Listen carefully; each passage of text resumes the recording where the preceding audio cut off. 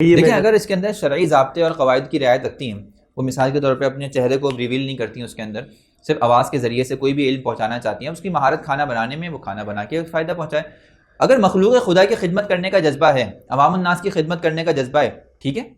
जिस फ़न के अंदर उसको महारत है, उसे खाना बनाने में महारत है, उसने वो फ़न पेश कर दिया। लोग, दुनिया एक दूसरे से इसी तरह कनेक्टेड है, इसी तरह सीख रही है। आजकल लोग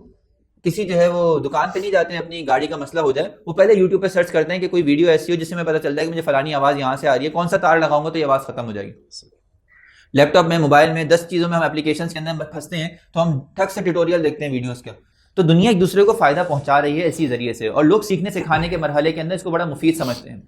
बहुत से लोग ऐसे हैं, मैं खुद अपनी फील्ड का बताता हूँ, मेरा सॉफ्टवेयर और हार्डवेयर का काम है, लैपटॉप का, कंप्यूटर का। तो मुझे 85 मसाइल सॉफ्टवेयर्स के अंदर जब मैं फंस जाता हूँ, विंडोज़ के अंदर, इंस्टॉलेशन के अंदर, किसी फाइल के अंदर, यूट्यूब ट्यूटोरियल से मुझे मसला हल हो जाता है बहुत सी दफ़ा। तो मालूम हो कि एक सीखने सिखाने का जरिया है, और कोई आदमी किसी चीज़ से दुनिया को फ़ायदा पहुँचा सकता है तो उसे पहुँचाना चाहिए, क्योंकि ये इल्म है और इल्म बांटने से बढ़ता है, ख़त्म नहीं होता। तो अगर कोई तालिबात ऐसा कर रही हैं तो बिल्कुल वो कर सकती हैं, लेकिन शर्त यह है कि वही वाली बात कि अपने लिए कुछ कवायद व ज़वाबित वो तय करें कि मुझे एक, मेरी जो है ना ये रेड लाइन है, इससे आगे नहीं बढ़ना।